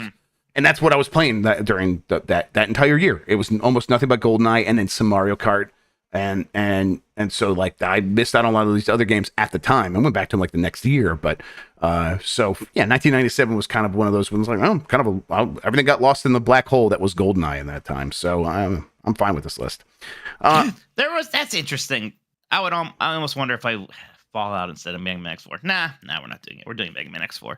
Fallout could be interesting. Let's do this. All right, I put the thing there. Let me post this to Twitter, have people yell at us while we're finishing up the show. Fantastic. 1998 next. Oh, boy. What if we just go back to like 1979 just to annoy people? Just to annoy people. Yeah. Did you read up the list for the audio listener? Revenge. One more time. Let's start from 5 this time. Mega Man X4, then Star Fox 64. Moving up the list, you got The Curse of Monkey Island. At number 2, it's Castlevania Symphony of the Night. Number 1, Final Fantasy VII. I personally would put Castlevania above Final Fantasy VII, but it's not so strong in that direction that I feel like I'm going to argue for it. So sure. This works for me. Okay, I posted that to Twitter. Feel free to just go at me and yell at me about that if you want, and specifically Mike. Yes, please. Mike, what have you been playing?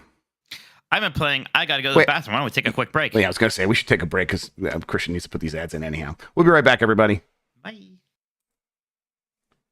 All right, not bad, everybody.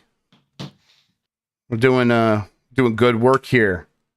All right, so that's what you say. Well, I know. Oh, you know what, Kevin Mitchell, I did mean to mention Blade Runner.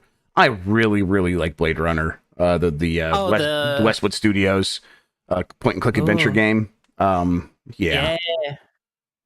It's a really good. It's in my top. It would be in my top 10 for sure. It would be in the top 10 for sure.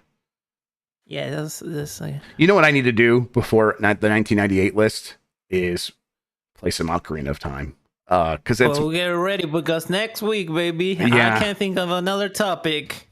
Yep. All right. So, and by next week, I got to play some Ocarina of Time again. It's been a while. Just kidding. This weekend's. Like so many other Zeldas better now is where I'm at with Ocarina of Time. That's the big thing. So, Green Thumb says Ocarina of Time is God tier. I don't know. For me, it's like Link's Awakening, or I'm sorry, it's like Link to the Past, but 3D, and very good. It's very good. But I don't know. I like Link to the Past better. I like a lot of them better. So. And you play these games all the time, so it's not like this is not like, oh, when I was a kid, it was good. This is like, I played it like last month. Well, yeah, it's been a couple years for Ocarina of Time, but I played the 3DS version when I was getting my 3DS hacked. I played it again a little bit. So I should get that out. I'll get that out. And maybe that's why you're still in. Maybe that's why you're still in Nintendo jail. Yeah. Oh well. Listen, I'm not. If we were out of Nintendo jail, the things wouldn't be that different. Like it's not like it would like, oh, we'd be making so much more money because we have access to these games. Nah, the same amount of people be watching. We'd be fine. We're all good. Link to the Past is better, but you can't deny. Yes, Ocarina of Time's importance is you cannot overstate it. You're right. It's huge. I really like Ocarina of Time. I just don't know if I still love it the way I did back in 1998. Wow. But I'll get that 3DS version out and play some this week. Maybe I'll just play it on the Steam Deck though. I don't know. My 3DS. I ordered a battery for it, Christian, from Amazon. Yeah. And I think I threw it away. I think other things came in the box. Because I remember getting a box that said lithium ion sticker on it. I'm like, oh, that must be in there. And I opened it and like I think something else was on top, and then there was some paper. And then I don't think I ever found or really even looked for the battery. And I think I just threw the box out. And so I just threw out a new lithium ion battery. So if my local dump catches on fire, it's my fault.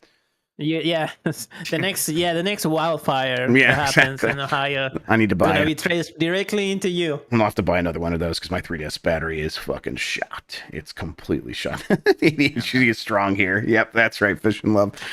All right, Mike, you good to get back into it? Yeah, make sure to switch the scene back to the two people. Yeah, let me do that right now. There we go. Do it. Okay. Make it sexy. Hey. No, but it has to be. It has to be quiet. You know, the silence has to be sexy. Not you. Oh shit. Okay, hang on. Let me make sure that we're there. Okay, here we go. And we're back once again. Mike, did we get any more super chats? Yeah, I think we did get a couple more of those. Actually, one more of those specifically from Dean Boeing says, it's Gubble. It's something censored on my end. Oh, it's Gubble bitches, I believe is what Dean said. Thank you, Dean. Thanks, Dean. Okay. Shout out to Dean. It's Gubble bitches, apparently. Sorry, Dean. That's good stuff. That's good. Thank you. Okay.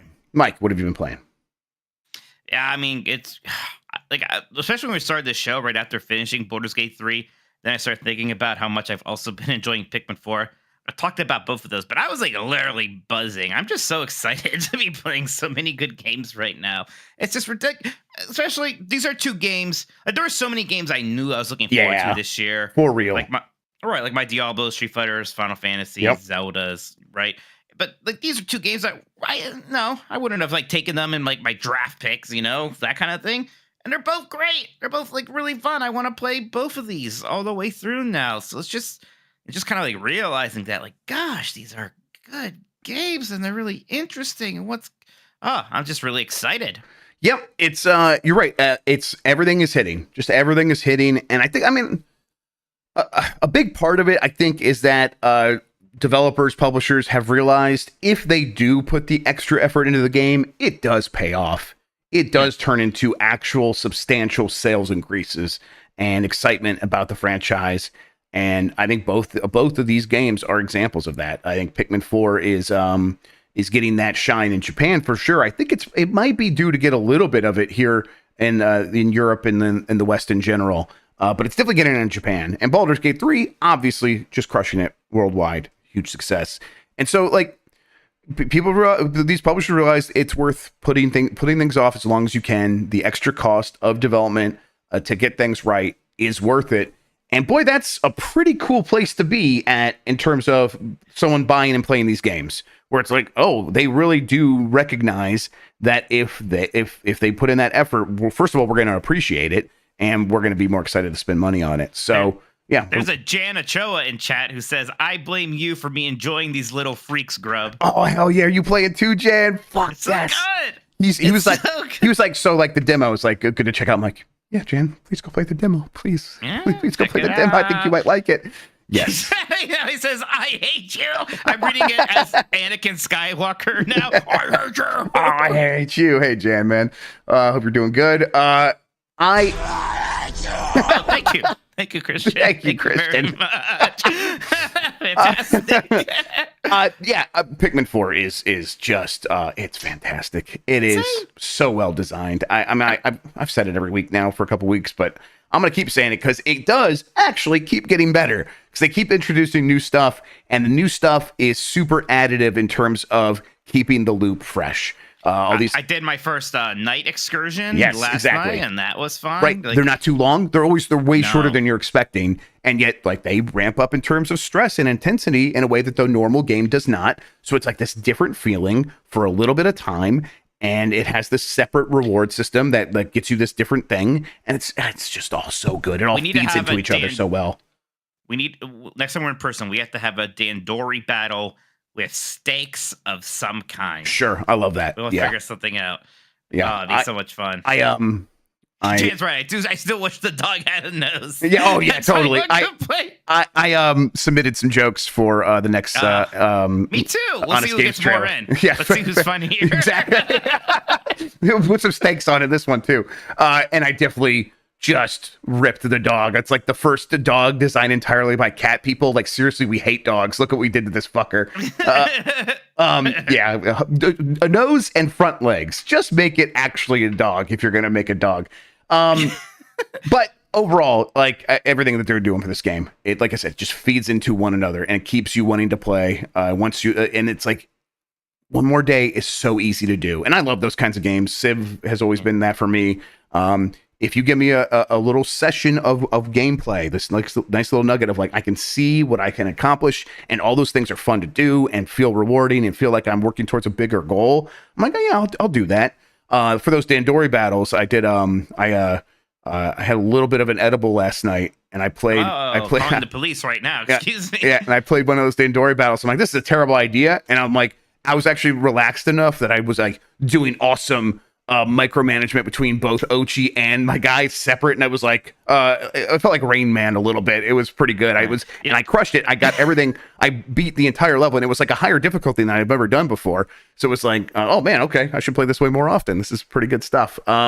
I love the game. Super chat from Matt Elhart, and I said earlier, like, this would have been my draft pick. He points out that, Mike, you literally got Pikmin 4 as your first pick.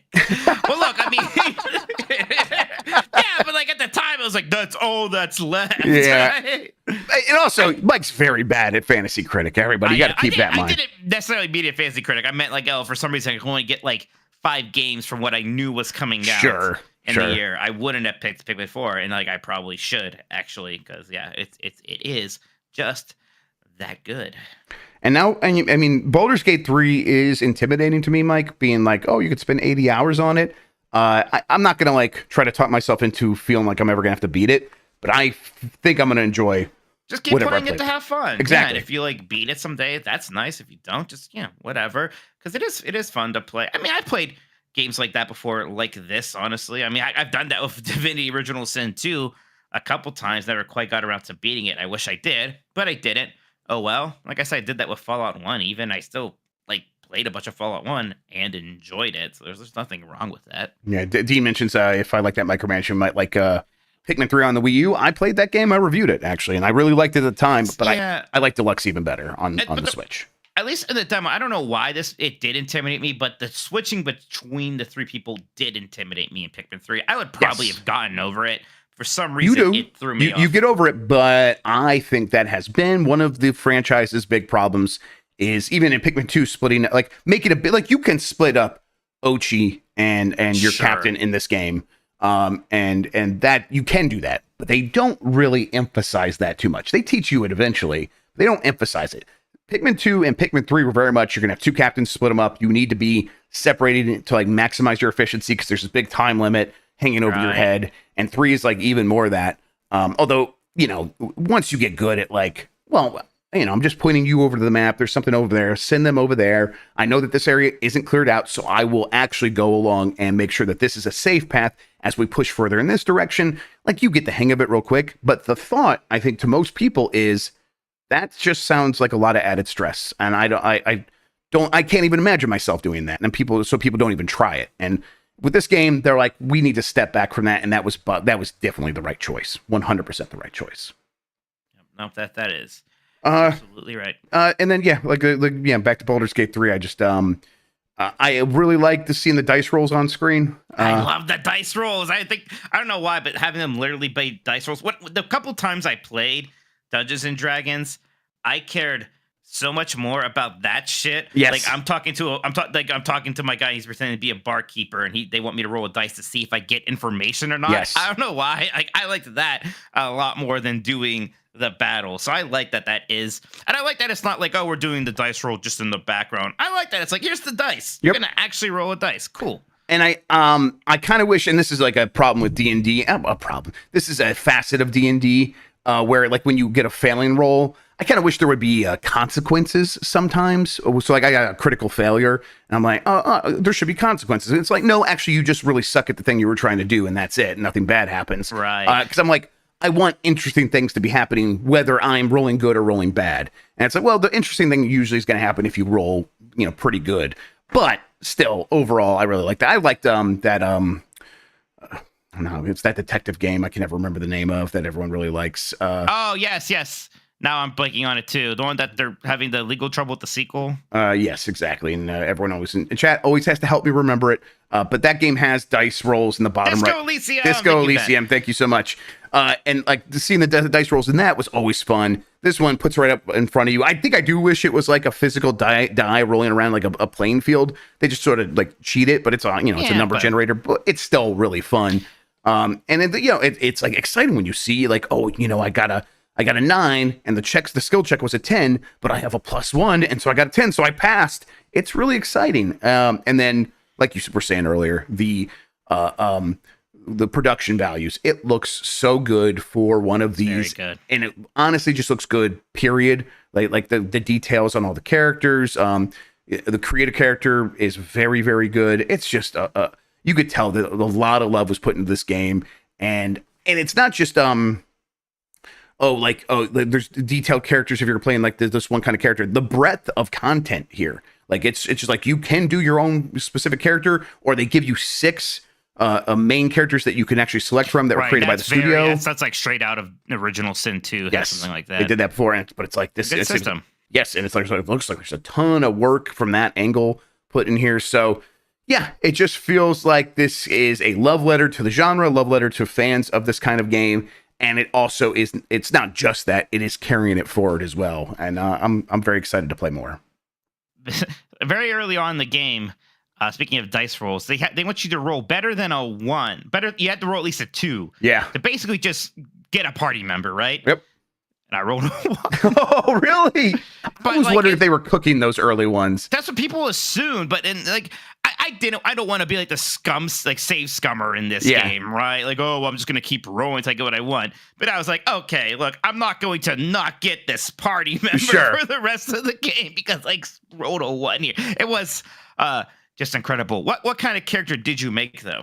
I actually went with the Astorian, the white-haired elf guy, rogue dude. Oh, so you did go with the guy who's kind of on the main cover everywhere, so right? I think here's my plan. I think for my personal game, I'm going to play through like that, and then if we do any multiplayer stuff with like the guys at Giant Bomb, my plan is to create a character for that. And I think I'm going to be a little. Dwarf. I want to be either that or a halfling, one or the other. I like the idea of being like a little hobbit. Some kind of little freak. Yeah, I want to be a little freak. I absolutely do, and I think that would be fun because I expect everyone else to either make a super hot lady or a super buff dude, and I want to stand out from that a little bit. And by stand out, I mean stand down. Yeah, I made a wait. Hang on, real quick. That reminds me. I think last week I was making a joke about how.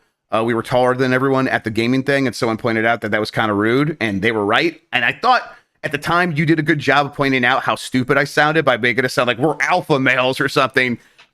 I'm going to emphasize that was a very stupid thing I said. I was just joking, everybody. So sorry about that. I think you're fine. Yeah, someone pointed out. I'm like, you're right. Absolutely. It's okay. Somebody pointed out that we brought up that Taylor Swift thing from that Jimmy Fallon bit. Someone's like, you shouldn't do that. I'm like, man, even though I can't imagine anybody that's more like aiming high to Taylor Swift, for sure, I won't make fun of Taylor Swift in any way. Well, that's just for your own personal safety, Mike. That's just for my own safety. Yes, I wasn't making fun of her. I just thought it was funny what those other guys did that one time. I don't care. Yeah. I have no opinion. To be honest, I never really looked there. I don't even know. Anyways, I made just a human male cleric. I like being healers in these kind of games, Jeff, ever since Divinity Originals, not Divinity, ever since Dragon Age Origins. Because in that game, there's only one healer you can get in your party, and it's just some old lady. And you got to have her in your party because you need a healer. So I just kind of had grandma with me the whole time, even though there were all these cool characters I wanted in my party. And the whole time I kept thinking I should have been a healer. Then I wouldn't need this grandma here with me. So, because you're always going to find other people to deal damage. You're going to have those guys around, right? But like a healer, you're going to need one. May as well be me. In case the only healer they throw my way sucks or something. Although in this game, like the second person you meet is a cool, healer, cool healer too. So that's the one I almost didn't get in my party. So. Have you in your game? Have you met Astorian yet? Because I'm wondering if since I picked him, if you get him handed to you earlier or whatever. I'm like, no, I don't think. I just pulled a guy out of a portal. That's not vague. I don't think it's Astorian. I think it was a wizard. So not Astorian's what is it? Is it a rogue? Rogue. Yeah, not him then. I haven't come across him yet. Okay. It's like, they present those characters to you that you could select from, and then when you play the game, like those are the first people you're meeting. So I'm like, that must be the main crew, and that's how they're actually making this all work. So I was like, if I'm playing one of them, I wonder if another character would have been here instead. And I have no idea. Yeah, I was wondering some of that myself. Just like, I know I could play this, that in the beginning. I know she's not an orc, but whatever. I'm not familiar. A Geth. Yeah, that's from Mass Effect, but whatever.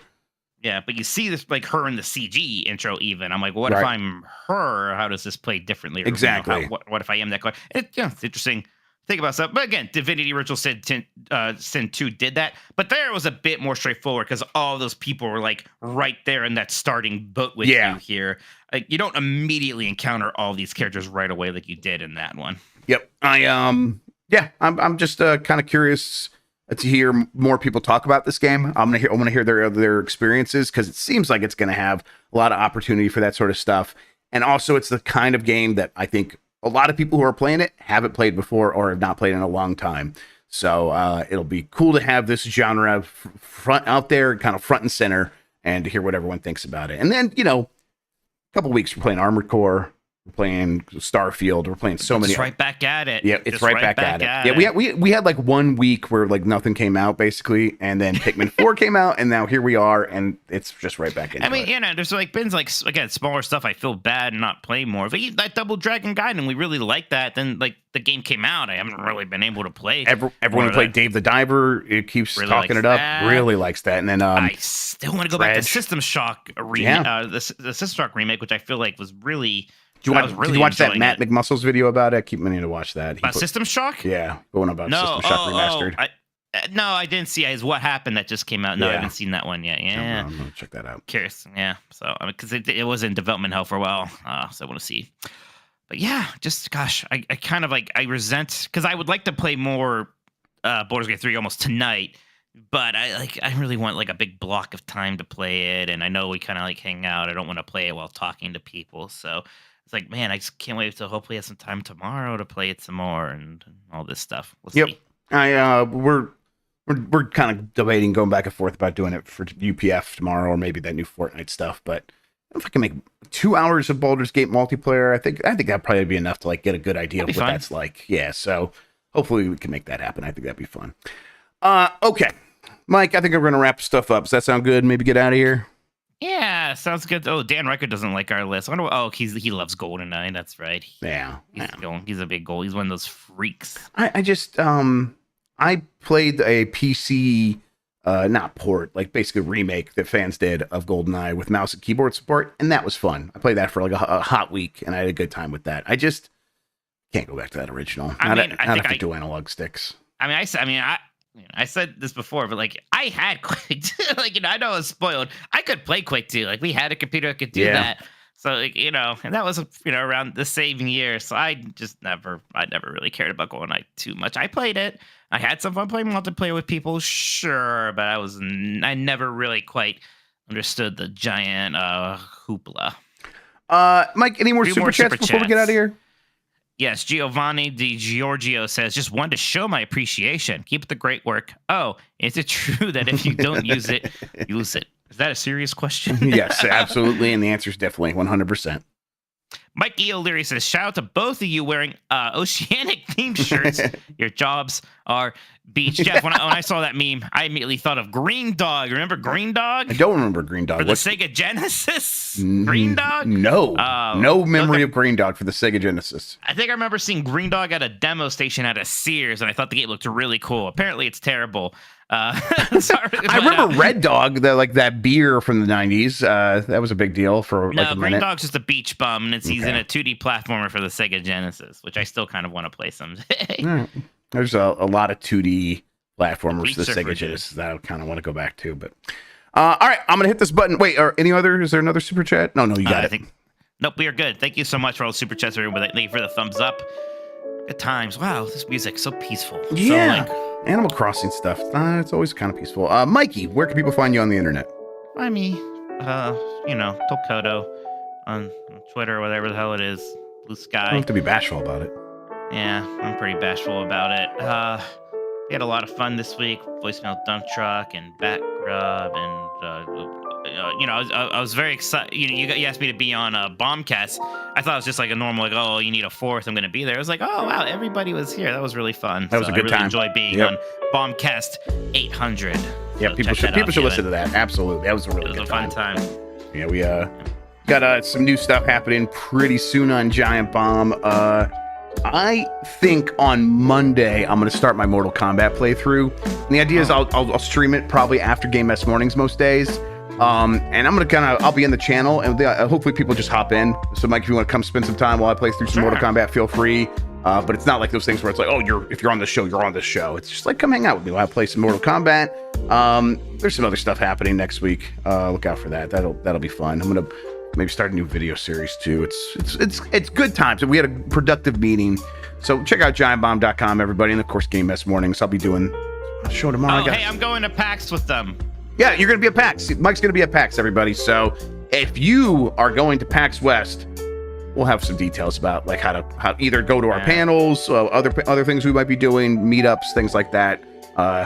We actually are having a meeting about that next week as well. So we'll get all those details out to you as soon as possible. First PAX for me since 2012, I believe. The second PAX East was my last one. We'll have to look back on my Google Photos to remember the last time I went. I think I went in like 2017 or something like that. But PAX has always been fun. Always fun. You always just run into awesome people. Remember Matt Chandernay, one of the first years I went from Area 5. I just ended up at a dinner with him, and he's just like, hey, yeah, I know you from Twitter, Jeff. Like, we could talk, and it was so nice. That kind of vibe is very cool. Thank you for having me as your guest today. Fuck. God damn it. Bye, everybody. What show am I doing?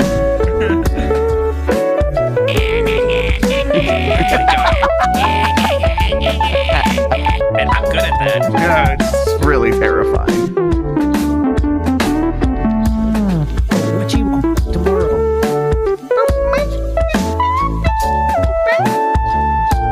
Roshan's gonna be in top 8, I believe. Let's go to Roshan. Let's go, Sean! Fuck Sean Fudo! Evo! Most people are beating it right now. The way you say that.